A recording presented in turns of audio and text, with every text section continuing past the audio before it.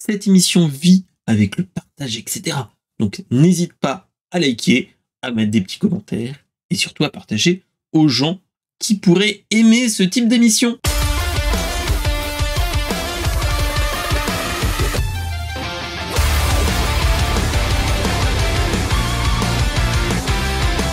Nvidia et Disney qui s'associent pour quelque chose, c'est la robotique. La robotique. Pourquoi Jensen Huang, si mes souvenirs sont bons, c'est ça, le patron de Nvidia, a été accompagné par un droïde un petit peu comme on peut voir dans l'univers Star Wars, qui faisait les bip bip, etc. Voilà. Et il était en mode de démonstration pour démontrer que Nvidia, avec Disney bien sûr, hein, parce que sinon ce serait pas marrant, on va se retrouver avec avec le début de la robotique, même si Tesla est dessus, Boston Dynamics aussi, mais là je pense qu'on sera sur un... Pour l'instant on le voit sous la forme divertissant. Nvidia l'a montré avec ça, que le Groot N1, oui, clin d'œil à Groot, l'univers Marvel, heureusement qu'il y a une association avec Disney, voilà. Mais on voit que leur technologie sera un socle technologique que pour toutes les boîtes qu'il y a déjà actuellement, type Boston Dynamics, Atlas, Agility Robotics, etc. etc. Moi, ce que j'en vois, c'est que vu qu'ils s'associent à Disney, je sens qu'on va avoir dans certains coins de l'univers de la Terre, type Disneyland Paris et Disney World Floride, on risque d'avoir des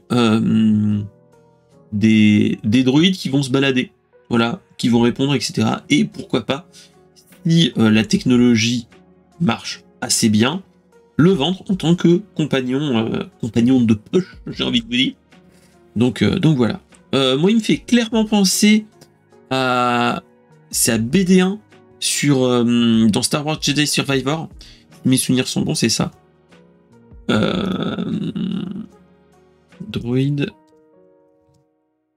BD1 Jedi Survivor. Oui, c'est ça, BD1. Il me fait penser à ça en un petit peu plus gros, hein, voilà. Mais clairement, il y a du côté inspiration.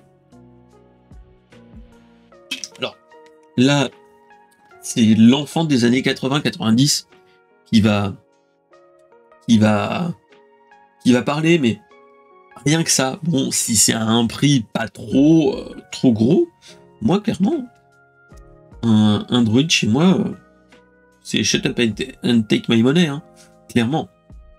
S'il fait l'aspirateur et il me fait quelques petits trucs, moi ça me va, hein, et qu'il me fait la discute, nickel.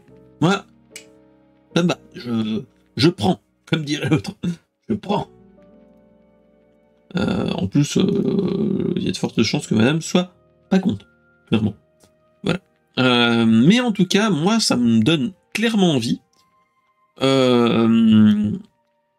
Après, à voir combien ils vont nous le vendre. Si on est dans l'ordre de prix du chien robot, si vous vous rappelez, de chez Sony, qui coûtait, c'était Aibo, il coûtait dans les 300 €, si mes souvenirs sont bons. C'était dans ces eaux-là. Ou non, c'était pas 300 €, c'était 2000 francs ou 2000 €. Je me rappelle plus. Attendez, je vais regarder. Ouais, c'était 2000 € les derniers, voire 5000 € le dernier Aibo qu'on avait. Mais ouais, donc bon, mais c'était juste pour vous montrer un petit peu le point de vue. Mais je pense qu'on serait dans cet ordre de prix Après, à voir, parce que quand vous regardez par rapport au prix qu'on a d'un chien ou un chat ou des animaux de compagnie, vous avez le veto, ça, les croquettes, tout ça. Moi, je dis, il y a un moyen de se retrouver dans cet ordre de prix. Donc voilà. En tout cas, moi, ça me donne clairement envie. Je sais pas si Xort, toi, ça te donne envie dans la chatroom. Un petit droïde, un petit Groot N1 dans le coin. Clairement, il y a moyen de moyenner, hein, j'ai envie de vous dire. Il y a un petit truc, il y a un petit... il y a quelque chose, quoi. Donc bon. Donc, on verra bien ce qu'ils vont nous en sortir.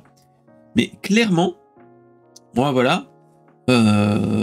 Est-ce qu'on aura des robots type C3PO qui vient nous aider, qui papotera? Ou est-ce que ça sera plutôt un robot qui nous remplacera pour des tâches un petit peu fatigantes ou autres? Pourquoi pas, de toute façon. Voilà. Mais on verra bien. On en est qu'au début, je pense. On est qu'au début de l'ère robotique. Moi, clairement, l'âge où je suis trop vieux maintenant, mais à l'heure d'aujourd'hui, si on me proposait un boulot dans la robotique, si j'avais les connaissances, pourquoi pas, moi j'irais dedans, hein, clairement. Ça me hype clairement. Donc ouais. Mais voilà, c'est le rêve de gamin quand tu regardais les premiers Star Wars avec R2D2 et C3PO qui papotaient. Même, je sais pas si vous vous rappelez, dans le Disneyland Paris, j'ai des vagues souvenirs quand j'étais gamin. J'ai pu y aller quand j'étais tout petit. Du Star Tour, où t'avais un C3PO qui bougeait, etc. Je trouvais ça magnifique, avec les yeux d'enfant. Et clairement, là, on est dans ce cas de figure-là. Il me donne envie, mais est-ce que ça sera accessible? Ça, c'est une autre histoire.